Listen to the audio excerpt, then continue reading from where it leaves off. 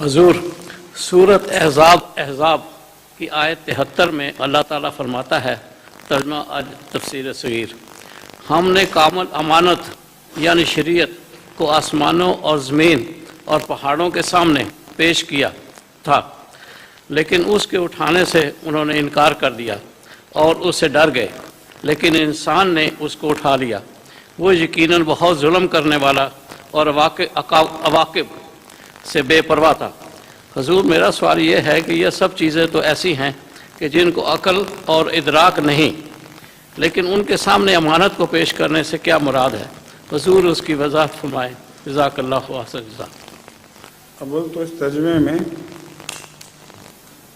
الانسان کا ترجمہ انسان کامل ہونا چاہیے، کیونکہ مراد یہاں رسول اللہ صلی اللہ علیہ وسلم ہے، اور پہاڑوں سے مراد بڑے بڑے وجود ہیں۔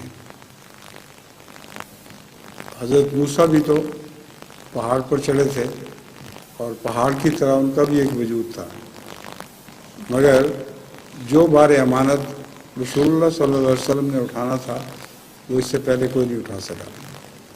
تو پہاڑ پر وہی نازل نہیں ہوا کرتی، نہ مادی چیزوں پر کسی صورت میں بھی وہی نازل ہوتی ہے، نہ زمین پر نہ پہاڑ پر، لیکن وہ وہی بڑے بڑے آسمانی کہلانے والے لوگوں پر بھی ہوتی ہے اور زمینی لوگوں پر بھی کئی طرح کی وہیاں ہوتی ہیں، مگر وہ بار امانت اٹھانے کے قابل نہیں ہوتے۔ اہل زمین پر بھی اللہ تعالیٰ کی طرف سے وحی کا سلسلہ جاری ہے، مگر اہل زمین بار امانت نہیں اٹھا سکتے، یعنی کامل شریعت لے کر جس وجود نے آنا تھا وہ حضرت محمد رسول اللہ صلی اللہ علیہ وسلم تھے۔ انہوں نے فرمایا وَحَمَلَهَا الْإِنسان، اور انسان کامل نے اسے اٹھا لیا۔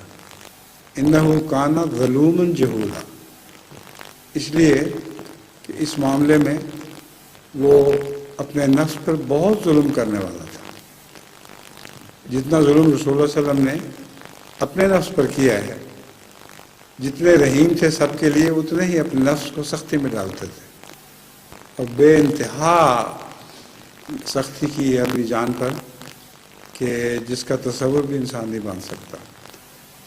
اور جہولہ سے مراد ہے عواقب سے بے خبر، جو کچھ بھی ہو جائے وہ ہوتا رہے، مگر اس بار امانت کو میں نے ادا کر کے چھوڑنا ہے۔ انقض ظہرک قرآن کریم میں آتا ہے، ایسا یہ بار تھا کہ اس نے تیری کمر توڑ دی تھی، اللہ نے تجھے توفیق بخشی، تو یہ مراد ہے بار امانت سے۔ جزاک اللہ۔